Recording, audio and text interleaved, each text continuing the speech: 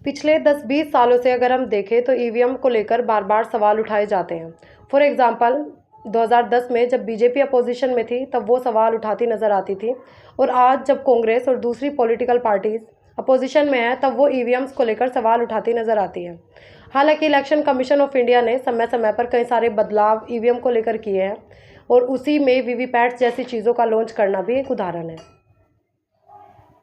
लेकिन हाल फिलहाल जो इलेक्शन के दौरान ईवीएम और वीवीपैट्स का यूज़ किया जाता है उसको लेकर सुप्रीम कोर्ट में एक पिटीशन दर्ज कराई गई है, जिसमें सुप्रीम कोर्ट के द्वारा इलेक्शन कमीशन ऑफ इंडिया से ये मांग की गई है कि जो वीवीपैट्स का यूज़ इलेक्शन के दौरान किया जाता है उनको 100% वेरीफाई किया जाए। आज की इस वीडियो में हम वही बात करने वाले हैं कि पिटिशनर्स ने सुप्रीम कोर्ट के द्वारा क्या मांगे रखी है, ईवीएम क्या है और वीवीपैट का इलेक्शन में क्या बड़ा रोल प्ले किया जाता है। Hello everyone, welcome back to education with Afsha. और आज की इस वीडियो में हम बात करेंगे ईवीएम्स के बारे में। और आज की इस वीडियो में हम बात करने वाले हैं हाल फिलहाल सुप्रीम कोर्ट में जो पिटिशन दर्ज कराई गई है वीवीपैट्स और ईवीएम को लेकर। आप सभी को पता है 2024 के लोकसभा चुनाव नज़दीक है, और उससे पहले सुप्रीम कोर्ट में कई सारे इससे पहले भी जजमेंट्स आ चुके हैं। इलेक्शन कमीशन ऑफ इंडिया से भी कई सारी जो है वो दिशा निर्देश जारी करवाए जा चुके हैं, और ऐसे ही अब सुप्रीम कोर्ट में एक और पिटीशन दर्ज कराई गई है ईवीएम और वीवीपैट्स को लेकर। सबसे पहले हम बात करते हैं हमारी इलेक्शन प्रोसेस की। तो आपको पता है हमारे इलेक्शन सिस्टम जब हम वोट डालने जाते हैं तो उसमें 3 तरह की मशीनें हमारे पास होती हैं। सबसे पहला होता है कंट्रोल यूनिट, जिससे बाकी जो ईवीएम है और वीवीपैट है उसको कंट्रोल किया जाता है, जिसका काम होता है जब एक व्यक्ति वोट दे चुका होता है तो रिफ़्रेश करने का, ताकि दूसरा व्यक्ति वोट दे सके। दूसरे नंबर पर आती है हमारी बैलेट यूनिट, बैलेट मशीन भी जिसको हम कहते हैं, जिसे आप सभी अच्छी तरह से वाकिफ़ है, जिसमें एक तरफ पॉलिटिकल पार्टीज़ के सिंबल और साथ में उनके बटन जो है वो मौजूद होते हैं। जिस भी पॉलिटिकल पार्टी को आप वोट देना चाहते हैं आप उसके सामने वाला बटन प्रेस कीजिए, और यही बैलेट यूनिट का काम होता है। तीसरा वीवीपैट का जो काम होता है वो ये होता है कि जिस पॉलिटिकल पार्टी को आपने वोट दिया है उसका रिफ्लेक्शन जो है वो हमें वीवीपैट में देखने को मिलता है।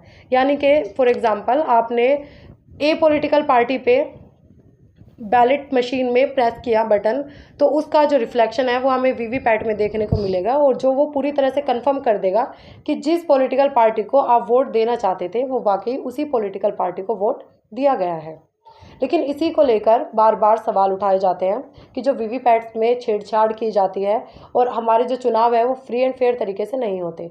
क्योंकि आप सभी को पता है कि हमारी 5-6 सीट होती हैं कॉन्स्टिट्यूएंसीज़ की, तो उनमें से सिर्फ रैंडम कोई भी 5 से 6 वीवीपैट्स उठा लिए जाते हैं और उनको वेरीफाई करके उसके बेस पर ये डिक्लेयर कर दिया जाता है कि पूरी तरह से इलेक्शन जो है वो फ्री थे और फेयर थे, और इसमें किसी भी तरह के छेड़छाड़ नहीं की गई है, और जिस भी पॉलिटिकल पार्टी को आम जनता वोट देना चाहती थी वो उसी पॉलिटिकल पार्टी को पहुंची है। लेकिन हम बात करते हैं हमारे पिछले इलेक्शंस की। तो पिछले इलेक्शन में लगभग 24 लाख ईवीएम और वीवीपैट्स का यूज़ किया गया था, लेकिन उसमें सिर्फ 20,000 ही वीवीपैट्स को वेरीफाई किया गया था।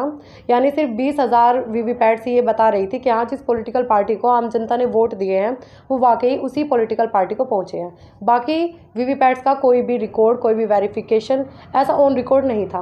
तो इसी को लेकर जो है वो पिटिशनर्स ने फाइल की है कंप्लेन कि ऐसे तो धांधलेबाजी हो सकती है और ईवीएम्स को लेकर छेड़छाड़ की जा सकती है, और जिससे आम जनता का जो विश्वास है इलेक्शन को लेकर वो कहीं ना कहीं आहत होगा।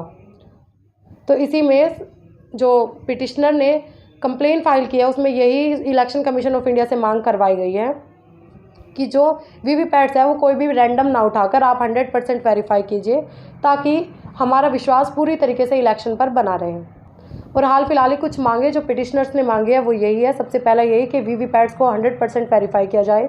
दूसरा, अगर उसके लिए जो पर्सनल है वो कम पड़ रहे हैं, यानी जो एम्प्लॉयज़ है उनको ज़्यादा से ज़्यादा अपॉइंट किया जाए, ताकि जो काम है जो एक लंबे समय का काम है वो 5 से 6 घंटों में ख़त्म हो जाए, और सभी कॉन्स्टिट्यूंसीज़ की जो काउंटिंग है वोट्स की वो अच्छे तरीके से और फ्री और फेयर तरीके से हो जाए। तीसरा, उन्होंने जो मांग की है वो यही किया है जो कि पब्लिक डोमेन में इसका जो रिकॉर्ड है वो जल्दी से जल्दी अवेलेबल कराया जाए। यही था अब तक का पूरा ईवीएम और वीवीपैट का पूरा मामला। हालांकि सुप्रीम कोर्ट ने अभी इस पर कोई फैसला नहीं दिया है, उन्होंने सिर्फ ये फैसला लिया है कि इस मामले पर सुनवाई की जाएगी। जैसे ही सुप्रीम कोर्ट इस पर अपना फैसला देता है मैं उससे आपको भी अपडेट करा दूंगी। तब तक आप मेरी वीडियो से और मेरे चैनल से जुड़े रहिएगा।